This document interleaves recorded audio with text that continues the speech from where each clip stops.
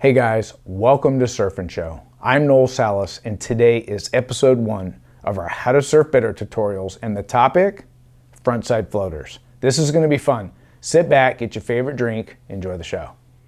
Now if you're new to our tutorials, this is how it works. We'll take a topic like frontside snaps and we'll make it a series. Now each series has multiple episodes. We take that first episode and we put it out on YouTube, free of charge for all to learn. And it really speaks to the intermediate level surfer. But as we go deeper in the series, each episode's going to get a little bit more advanced. Now we take that content, episodes 2 through 5, and we put it out on Patreon. Now that's an exclusive platform where you actually become a patron, pay $5 for the month to unlock that content. Now I'm a firm believer in just working on a couple things in each episode.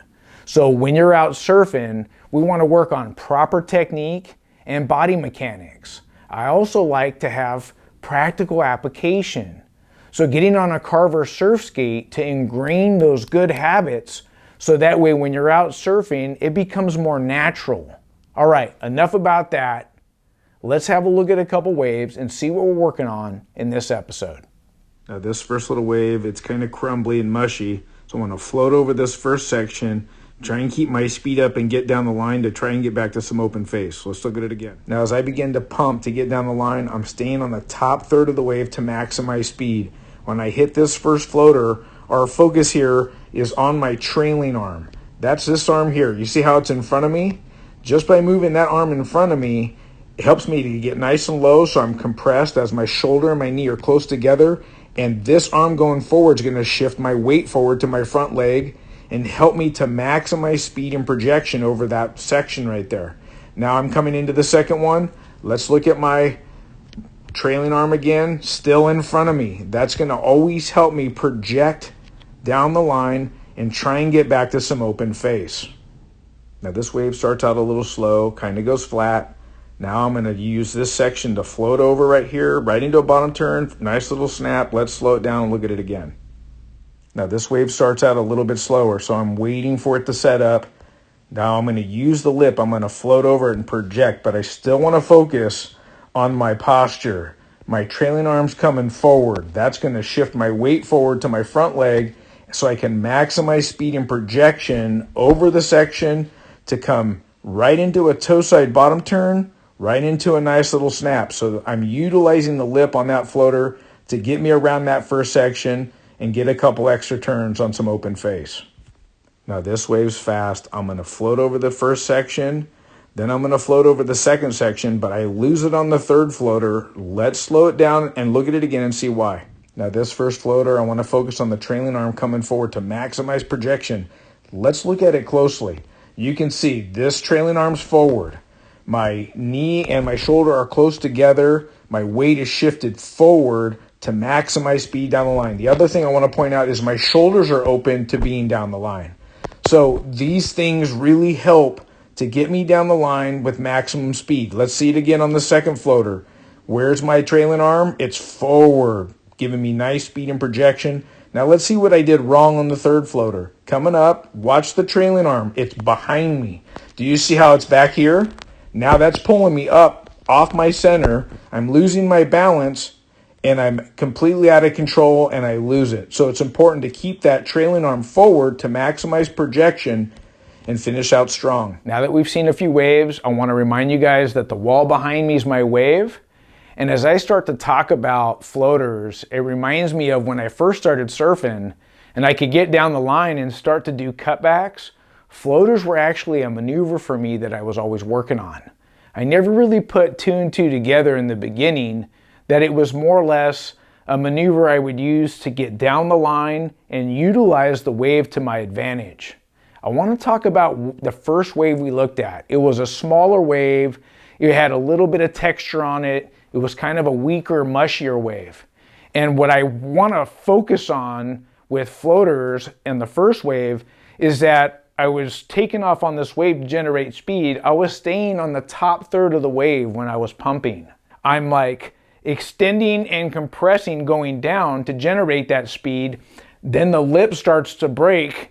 And what I want to do on this floater is I want to get up on the whitewash and I want to float over it. And if I'm at the top of the wave floating, when I come down and I compress, I'm actually utilizing the wave to my advantage to generate speed to come off the bottom. As I extend out of that, now I'm getting back up on the lip again, and I'm floating that to get down this wave. So on this first wave, it's really important that I'm taking the crumbly little whitewash and I'm using it to my advantage to gain speed. What you see as maybe a maneuver of it being a floater, but I'm actually trying to stay at the top of this wave the best I can to continue to push off and press and compress down to gain more speed, hoping to get back to some open face. Now, on wave 1, 2, and 3, the things we're working on don't change. And it's our trailing arm when we get up and we project forward. And when this arm's coming forward, it's actually shifting my weight forward. So it's more to my front leg. And when it goes to my front leg, that's where I'm going to get that burst of speed. So I don't want to get into the floater position. I don't want to stand up tall if I'm trying to get down the line.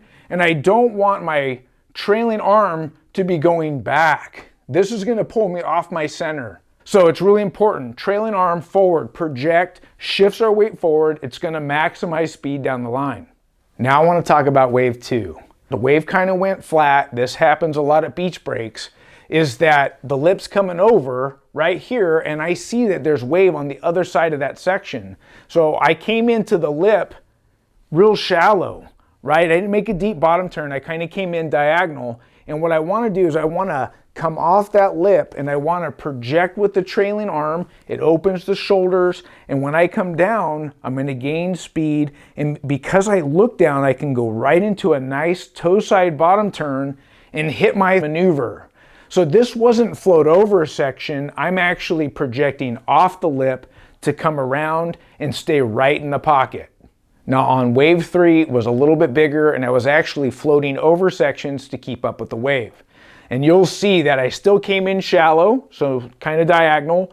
And when I would float over the section, I was using my trailing arm to help me project and shift my weight forward so I could keep up. This wave was quick.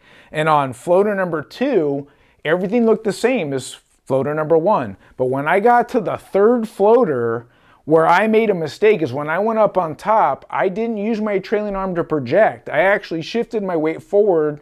My trailing arm went back. It pulled me off my center. I lost my balance and fell. All right, enough about that. Let's get on our Carver surf skates and start working on the drill together. All right, guys, cones are set. I've got my Rad Ripper with the C7 and back truck both set to medium in tightness. I'm going to set it right here.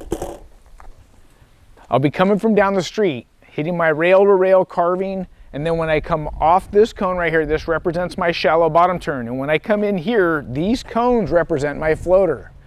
And what I really want us to focus on is when you come in here, you're going to load, and then I want you to be purposeful and project with your trailing arm coming forward. That will shift your weight forward. We want to come through this floater with some speed, and that cone is, I want you to look there, and I want you to pull yourself off the floater back into the wave.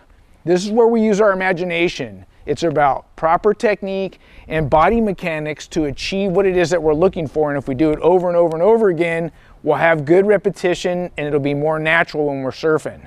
Now, the other thing is to hit this with confidence, put on your pads and your helmet. All right, guys, this is how I want you to set up your cones. On your floater section here, I want you to count off 2 paces from this cone to that cone and drop one.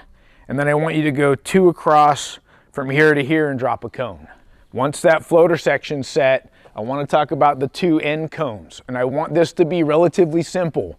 Just come over. Remember, this represents more or less the middle to the bottom of the wave, and I want you to come in diagonal. Remember, this is about projecting and getting down the line.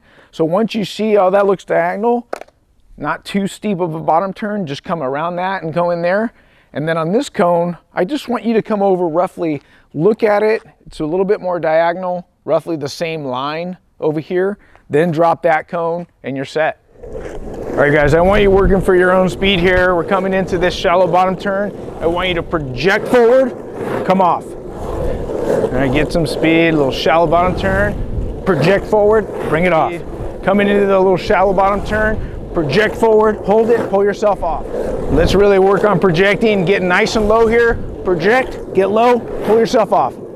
Well, guys, I hope you enjoyed episode 1 on Frontside Floaters. Hit the link below, become a family patron, unlock multiple episodes and topics. Look, if you like our show, subscribe, ring the bell so you don't miss an episode, and give us a thumbs up if you like our content. Until next time, we'll see you in the water. Bye-bye.